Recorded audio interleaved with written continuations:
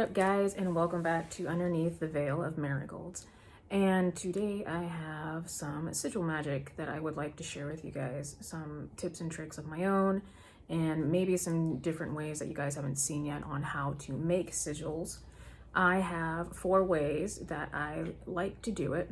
Some I use way more than others because I prefer those techniques over some of the other ones that I'm going to share with you, but I wanted to share with you all of them so it could give you some ideas on how to incorporate them into your craft and or try something new. Just to let you know, these are definitely not the only ways to make sigils. These are just the ways that I use and I know of that I know work well for me.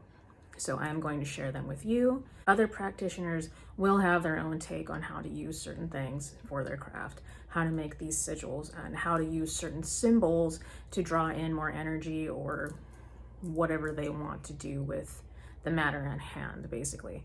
So my way is not the only way, and some other practitioners may beg to differ, but I'm showing you the way that works for me. So without further rambles, I'm going to go ahead and start.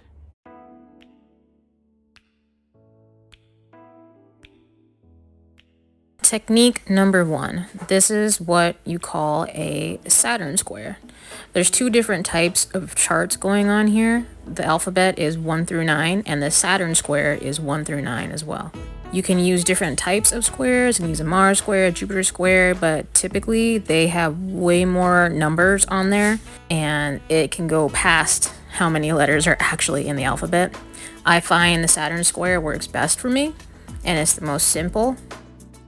Moving on, let's talk about the kind of phrase that you want to turn into a sigil.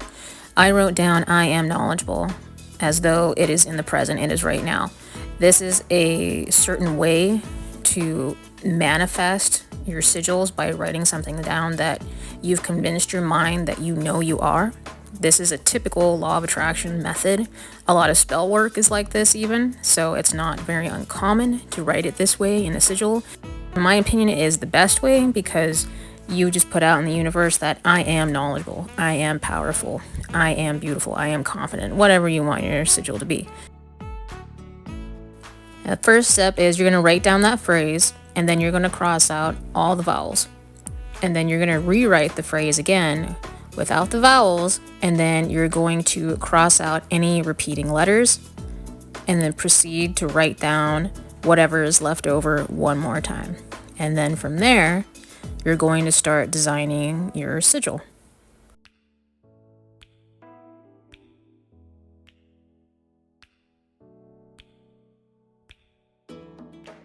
This method is actually one of the most simplest methods. You can literally find these grids and charts offline, copy paste them onto a Word doc, and make like 150 million pages of them and just save them into your own little sigil book if you'd like, because that's exactly what I did.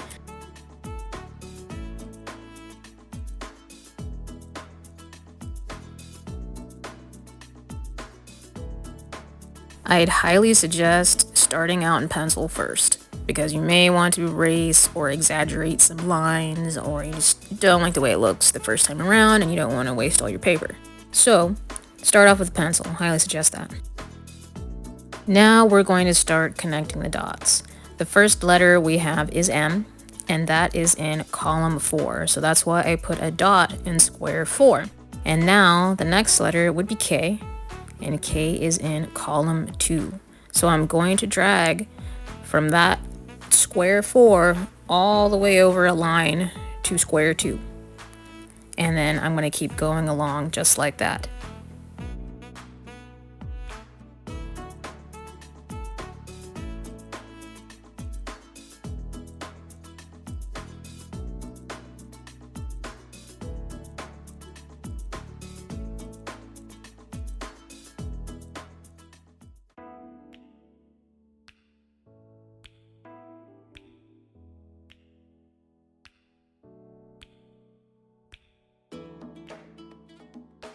Sometimes you'll get the same column again, or square number, And I usually don't do any loop-de-loops or anything inside that same square. Some practitioners will like make a little swirl design or something just to kind of give it a placement marker, and it gives it some like pizzazz, you know? It spruces it up a little bit because the lines are a little straight in this.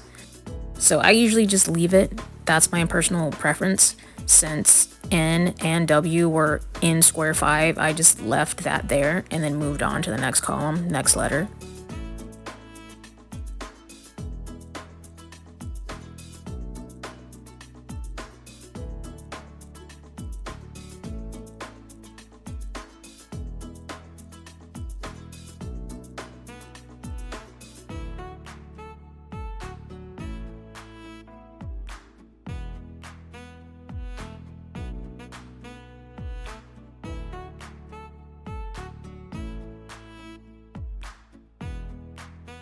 And that is roughly what your design is going to look like when you're done. You can exaggerate some lines a little bit more if you prefer to.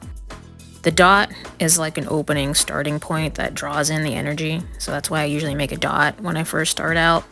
And then that line on square 2 over there is the closing point. That's where it stops. It's like an opening and closing, starting, ending point for the energy flow. So that's kind of what those little things there represent. And you don't need either of those. You can just have just the lines, no dots, no other little sort of indicating marks of anything. That's totally up to you. And now I'm going to draw it again outside of the grid so you can see what it looks like better. This technique is literally one of the easiest ones you can use. The design itself may not be entirely that intricate. I think you would need a lot more letters and crossing over the squares to make it more of a bigger, more intricate design. But this is super simple for someone who does not have a lot of time, but you would like to make a sigil really quick and use it.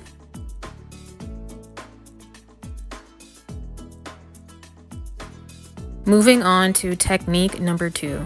This is called the sigil wheel. And once again, you can get these wheels, grids, charts, whatever you want to call them, offline. You can literally copy and paste these onto a Word document and print a bunch out.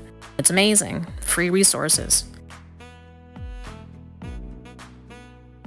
Once again, we are going to write out I am knowledgeable, and we're going to cross out all the vowels, rewrite it, cross out any repeating letters, and then write it down one more time and use whatever is left over to basically connect the dots once again inside the sigil wheel.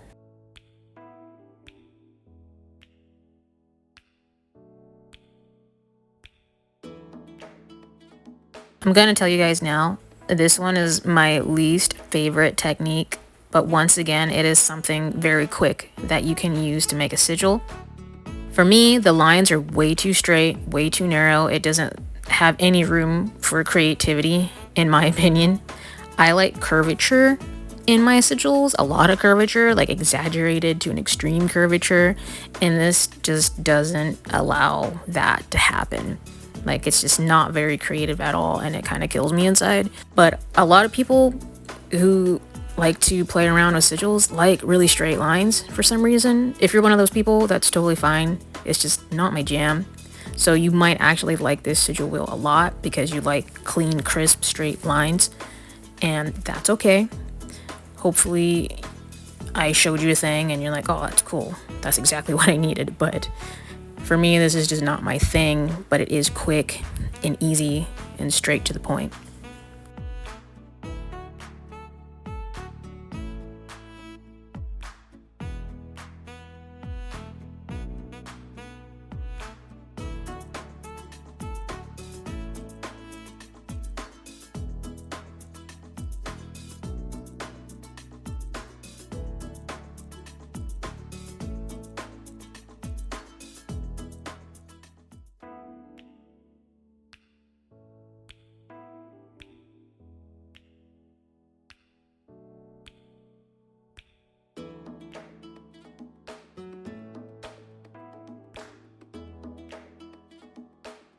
I always suggest starting out with pencil And then later on, you can just go over it in some really dark marker, or maybe like a really bright marker, because you could see it better against the black.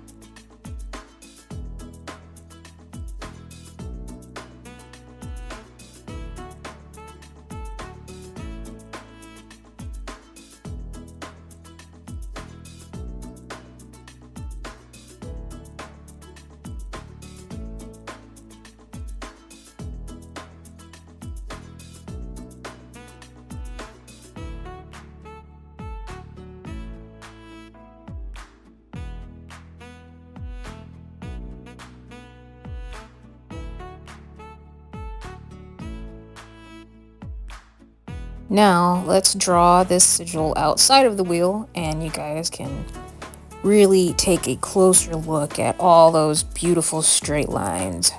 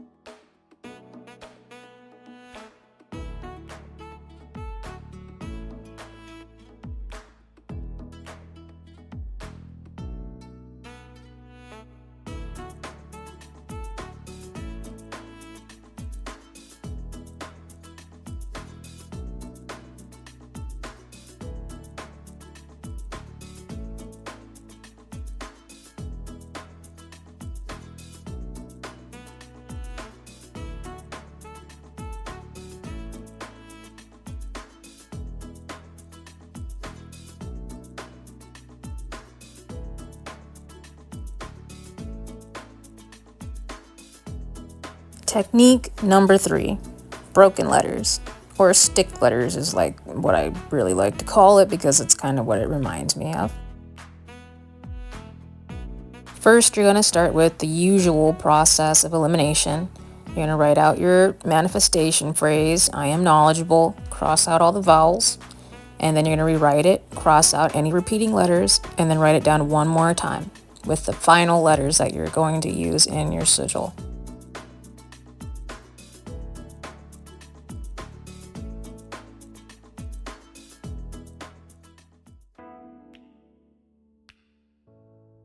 This method is my favorite method by far. This allows you to have so much room for creation.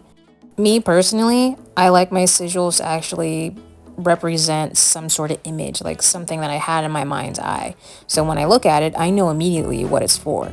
I don't like just lines going everywhere. That doesn't have much significance for me. I need a symbol, something that represents something. And in this way, it leaves you a lot of room for that creativity. Now that I got my phrase all written out with all the repeating letters and vowels eliminated, I am literally going to break down those letters into what I call sticks, or broken letters. The M you can break down into 4 different little straight stick sections. And the D, just an example, has 1 straight line and a curved, and the B is going to have 1 straight line and 2 curves. You can use these lines and curves anywhere on your sigil. There's no limit. You just have to use up however many little stick lines that you have. And that's it. You create whatever you want out of it. The lines you can put anywhere. They don't need to be in any certain direction. They can be diagonal, horizontal, straight down. They can be exaggerated somewhat. And as long as you keep the curvature within like the D shape, the G shape, and the 2 curvature bumps on the B, you can make endless shapes and stuff out of those. You guys, you'll see.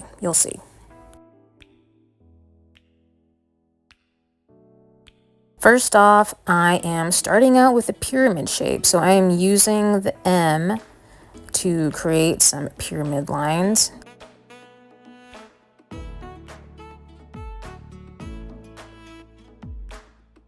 So the reason why I started out with pyramid shape, because this is like one of my favorite symbols.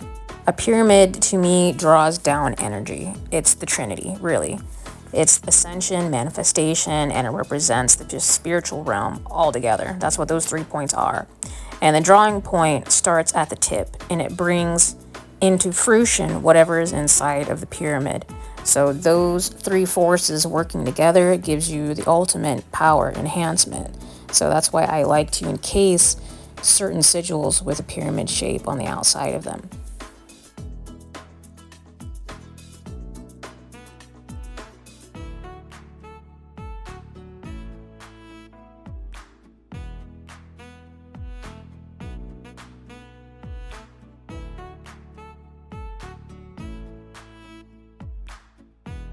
I'm not gonna lie, this technique takes a little bit longer. This is for one of those days where you want to put time into a sigil. Like, this is going to be a sigil that you want to keep around. You're not just going to burn and let Jesus take the wheel or whatever the fuck. This is something you want to keep on you for a while. You might actually want to make this into something that you just bring with you all the time, or you just see it somewhere all the time.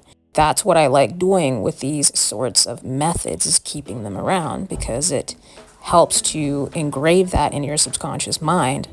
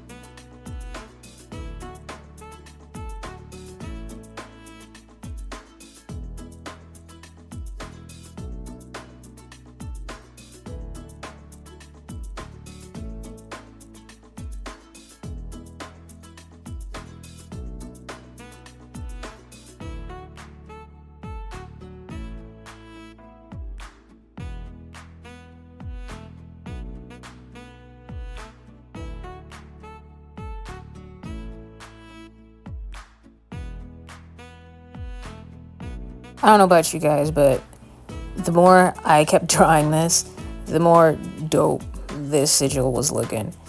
And I had no intention on actually making a sigil like that I ended up liking for this video. This was just all experimental to show you guys how to do it. But I did think about, prior to this, making a sigil for knowledge, gaining knowledge, or just being knowledgeable in general. And now that I'm looking at this sigil, I think I might actually want to fine tune it and just make a little bit of tweaks, like where that pentacle shape is, and just make it a full-blown circle, like in the middle of the pyramid. And I think I might end up turning this into some sort of bookmark, guys, because that would be really fucking cool as a bookmark to see that all the time. I think I'm gonna have to do it.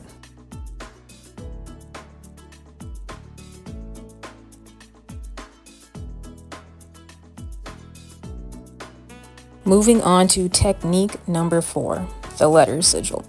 With this one, you're going to start off the same as all the others. You're going to write out your phrase, cross out all the vowels, write it down again, cross out any repeating letters, and then write it down one more time. And those are your final letters that you're going to use for this sigil.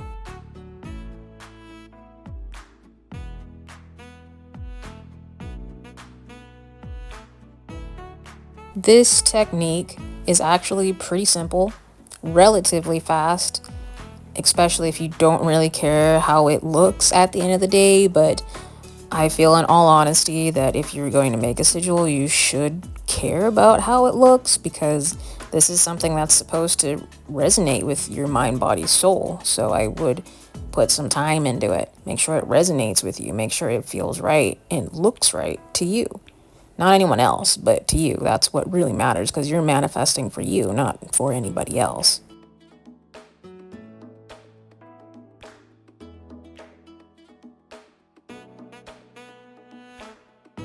To start designing the sigil, you literally just take any letter you want in whatever order. You don't have to go in order for this technique. and you just start piecing them together in a way that feels right and looks right to you. Literally, you just start connecting the letters together and you create an image based off that.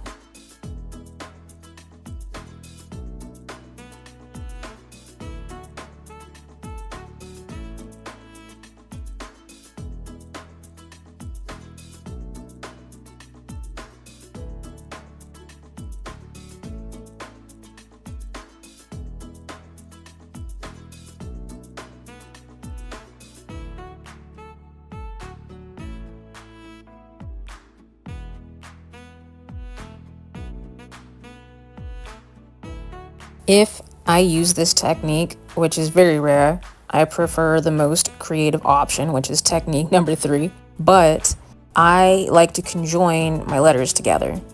Right here, what I just showed you, I used W and M. But within there, you can also have an N be within those letters because they have the same little jaggedy looking points. So I just kind of fused those together and got that done and out of the way. But you don't have to do it like that. You can literally just use every single letter one by one. But sometimes you just run out of ideas or places to kind of connect the letters, and you're like, you know what, I'm done trying to shuffle around the letters. I just want to kind of just fuse them in there somewhere. So that's one of my methods that I like to do. And that is one example of what it could look like. Some people make their sigils straight up and down when they have just the letters to work with like this.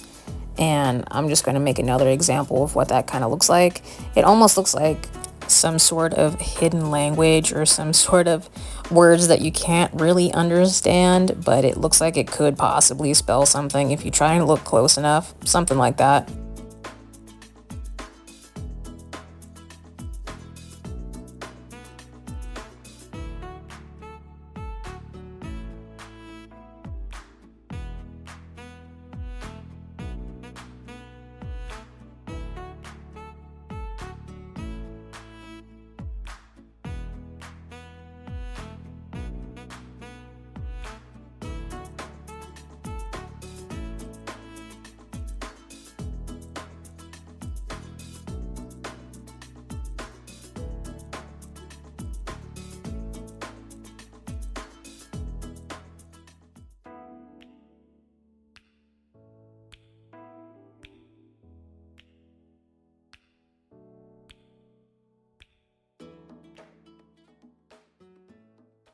I've showed you guys 4 different ways on how to make sigils. There are some symbols in there like that triangle shape, that pyramid shape that you guys saw. And there's also circles and squares that you can put around your sigils. Some practitioners just add the circle, add the pyramid, or add the square. They don't really use the letters to build the pyramid shape or the circle or the square or whatever shape you can think of. Each one has a different representation, symbolism, and a reason behind it. So since you guys saw me use the pyramid shape on the outside, that symbol is to draw upon an energy. It's to bring into, to manifest. It's usually called the Trinity symbol. It stands for ascension, manifestation, and the metaphysical. So you're calling on all 3 of those corners to bring into fruition whatever you are trying to make manifest. And I typically like using that one a lot because it does remind me of a pyramid. And pyramids draw forth energy, they bring energy into. So I like encasing a lot of my sigils with a pyramid shape, or you can make workings in a pyramid shape. Even doesn't even have to be sigils. It can be plenty of other things to place inside the pyramid shape. Let's talk about a circle. You can place a circle around it, which can seal something inside, bind it, contain it, or it can be a symbol of protection, like making a circle before you do your spell work. A lot of people still do that, especially beginners. So that's an easy form of protection magic. And make a circle around your sigils, and that will protect, repel, and push back anything. Or if you're trying to protect what is inside of it, that is up to you. The intention is within the creator, basically. So if you're the one creating it, you know exactly what it means, what it stands for. But I'm just trying to let you know that different symbols do different things. And my perception upon some of these symbols might be a little bit different from certain practitioners. And we'll move on to the square shape. So the square shape is what some practitioners like to call a slow releasing sort of symbol. Has the corners which pause the energy. So if you're thinking of like a circuit board or something that has a pause in the energy because it has a corner and it has to go to the next wavelength of energy, and it has these pauses, so it's like a slow releasing sort of energy that's contained inside of it. So if you're trying to do something to heal you, and you know that typically, logically, healing takes a while. It's not going to happen overnight. It's not going to happen in a matter of months. It's not going to happen in a matter of a year. Okay, it could take years or the rest of your life to try and heal from something very traumatic. So encasing that sigil within that sort of shape is slow releasing, because you know it's going to take time. So it's going to take time for your subconscious to be rewired. Your whole mind really needs to be rewired in order to have that sigil actually start being locked down into your subconscious mind, and you can start healing, doing different techniques and incorporating different techniques into your life to start healing appropriately. Use a square if you would like to have a slower release. What I also correlate the square symbol to is the 4 corners, or just 4 elements, drawing in the 4 elements to help empower what's inside. Top 2 corners for me are, they're gonna be fire and air. And the bottom 2, logically, are water and earth to me. And then what's inside is what's getting empowered from all those elements. You are the spirit, you're the creator that's inside of it. So that's also how I see the 4s, the 4 corners of the square. It all depends on what you're trying to work with. What kind of energy are you trying to bring into fruition and manifest for yourself? Then I would use whatever shape accordingly, or no shape at all. That's entirely up to you. Last thing that I want to mention about sigils. Sigils are not just something that you can do all good with, manifest love and light with. When there's love and light, there's the dark, evil, and dreaded. You can also hex, curse, jinx people with sigils. That's what they are. They're a symbol of manifestation. You can seal stuff, you can bind people with them, or you can bind objects with them. Get creative, because you can do a whole lot of shit with sigils that a lot of people don't put out there. Okay, sigils are a very easy way to harness a whole lot of power. And I usually do not burn my sigils. I usually leave them out because I like to physically see them as a reminder of, go get your goals, bitch. Why would I burn something and have it just be gone? Here, universe, take over. That's just like saying, Jesus, here, take the wheel. That's ridiculous to me. Eventually, you will create a habit seeing the sigil every day, and your brain will slowly lock it down. It's just like creating a new healthy lifestyle for yourself. It's gonna take time for you to implement and incorporate those new changes. So you may as well have something to physically, in the physical realm, represent and bring power to you. So I usually keep my sigils alive and working and not burnt and, trashed. I want to see them every day. It's just basically think of it as a vision board. You know what that sigil means. You created it for that purpose. So put it in an area or turn it into a talisman, amulet, whatever you want, and just bring it with you or hang it up somewhere where you can see it every day. Typically is the best, at least to me, and it works the best for me that way. You can anoint it with oils to activate it. You can use fluids from your body to activate it if you'd like, or you can use dragon's blood ink infused with a little bit of your own blood and draw the sigil out that way. So then it's linked to you. It's really just manifesting for you, almost in a way of creating a servitor, but in a simpler method. I'm trying to let you guys know a little bit of everything, because a lot of stuff is usually just beginner safe and no one mentions this stuff. And I feel like everybody has a right to know and learn how to utilize this stuff in their life, whether you're a beginner or not. I mean, just take your baby steps like you normally would, usual precautions, and start learning stuff and incorporating it into your craft. And before you know it, it'll be like the back of your hand. You'll be like, why didn't I start doing this sooner? So, we all have to start somewhere. Don't be afraid. This is pretty simple magic. If you don't know about something, research it. Research it till you find out. Don't close yourself off. Keep your mind open. Keep learning stuff. If you guys have any other techniques that you would normally use to create your sigils that work really well for you, feel free to comment below. I would love to hear it. I'm pretty sure a lot of other people who subscribe to my channel would love to hear it too. Any little thing helps, really. All right, guys. So I hope you guys learned something, anything, from this video. And until next time, I will see all you lovely little brujitas later.